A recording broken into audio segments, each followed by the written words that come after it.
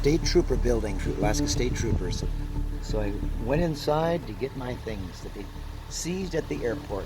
The arrest. Handcuffs. The arrest at the Juneau airport the other day.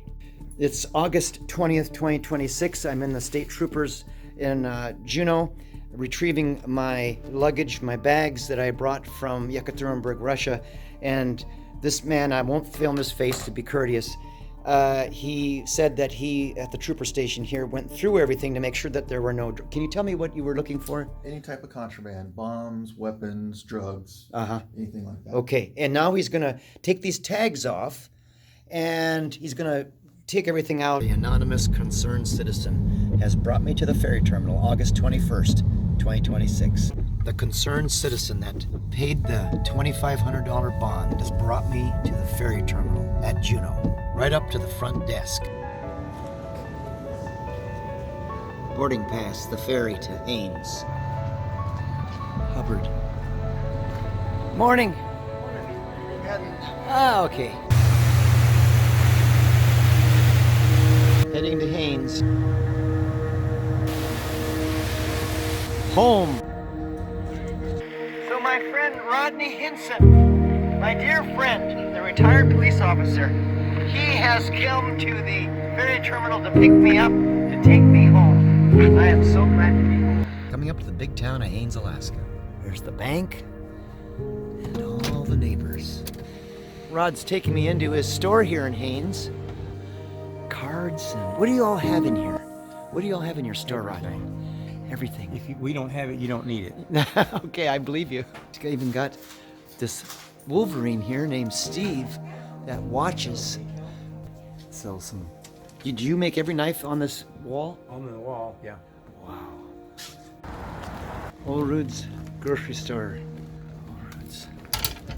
Is your mother here? Hi. Dave Oldrude's daughter, Sarah, and her brother, Doug, run this store along with Charlotte. But you remember Dave Oldrude, right?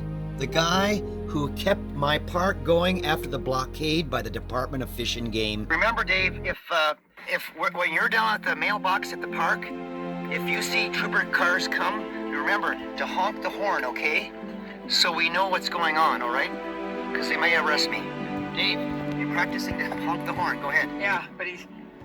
There, go right on. No, have Dave do it. Yeah, Dave, you gotta practice honking that horn. God. It was on this trip back to the park post-raid, June 28th, 2025, that Dave said, I have no reason to live anymore. Dave looked at this raid as his death sentence. Dave.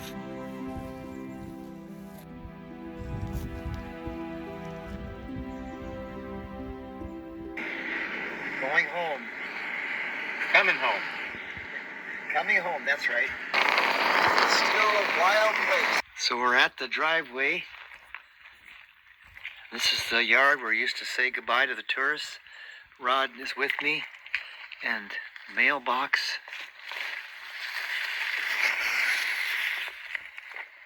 Everything looks like it's deserted.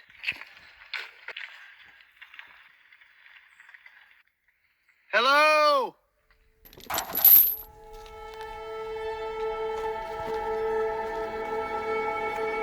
What happened here? The roof fell in?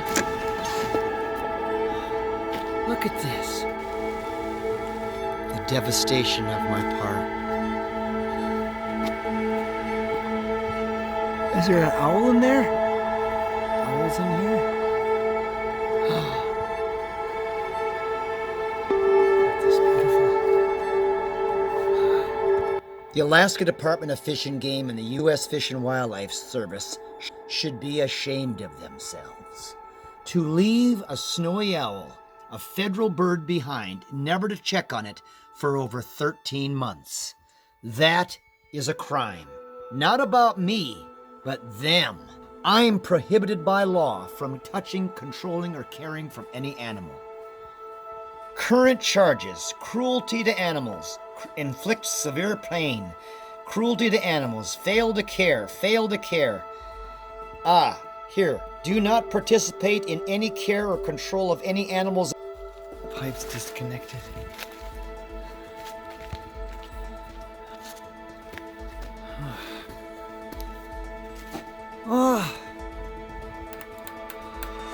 Hello? How do you feel now being in here since I've been in Russia? What do you see? What do you... It's hard to explain. There's a lot of emotion, especially after watching when the troopers raided the place and the way they acted. Oh, here's a bear's been here. That's a bear. My goodness. Hello? Hello? Anybody home?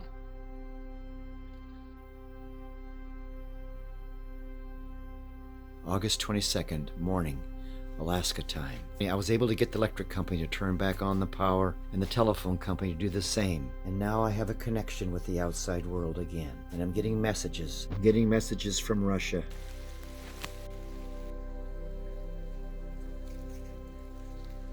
I came back to America, first and foremost, to protect my land for my son Garrett, my precious son. One of the things I love about the park here is that there's no Wi-Fi. Everything is hardwired. There is no EMFs, no radiation in this area. One of the few places on Earth where you can say that. And I carry instruments around to measure radiation. And I have instruments to even measure electrical fields close to wires. In my log cabin, no matter where you look, you see wild animals. From a Russian Wolverine shaking my hand can bring the world together in a bid for world peace. The Russians are looking at these videos as much as the Americans. Anna and Katrina and many Russians are watching this whole thing pan out. Now this comes in. Google alert, the Kroschel Wildlife Center. That's like your Satan. After fleeing to Russia, Haines man returns to Alaska to face animal cruelty charges he denies. Details tonight. After fleeing to Russia, Steve Kroschel is back in Alaska, arrested and facing animal cruelty charges after authorities seized dozens of animals from his property. At one point, he had wolves, a porcupine, moose, a fox, lynx, and a brown bear on his property near Haines. The complaints concern 29 animal deaths over 5 years. Rebecca Polsha has this story. Suddenly, I am this cruel, nasty man. All of his animals, the moose, porcupine, and brown bear, were starved in unsanitary conditions and didn't have veterinary care, according to charging documents. Steve Kroschel called that outrageously false. Russian grizzlies. He fled to Russia last year and just returned to Alaska this week to fight the charges. As of Thursday, he's out on bail, heading back to Haines. The best move for him would be when he got to Juneau to simply call the authorities, let him know that he had arrived back in the jurisdiction, so to speak, and at which point he turned himself in. Why now? I mean, that's a good question. I know, Mr. Kroschel has been attempting to come back for quite some time. There were some diplomatic hurdles that he had on the Russian side to get back over here. Charging documents detail a pattern of neglect dating back more than a decade.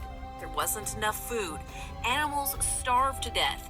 Feces wasn't cleaned up well enough. A porcupine that died suffered before it starved to death, according to the complaint. And who paid for his bail? So I won't get into, any arrangements that he has with others. I will tell you that there's been an outpouring of support since Mr. Kroschel arrived back in the United States. My phone has been ringing incessantly with people who are looking to support him in any way possible. And so he's got a lot of people in his corner who want to see him get past this. Who are these people, since, especially when you look at the charging documents about what they're saying he did to these animals? Sure. So there are people in and out of the animal realm, so to speak, local individuals in Haines. But then also I've gotten calls from people who don't even know Mr. Kroschel, who want to figure out some way to help or support him through this. Good. The next step is court. Rebecca Polsha, Alaska's news source. Meanwhile, In Russia, political asylum from Alaska to the Urals, this American won't stop saving wild animals. From Hollywood films and a destroyed wildlife park to asylum. In Yekaterinburg, famed filmmaker Steve Kroschel shares.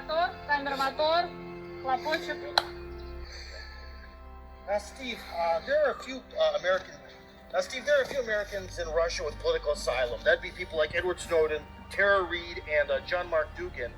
But none of them work with animals. So how did it come to pass that you filed for political asylum in Russia as someone who works with For world peace. For world peace.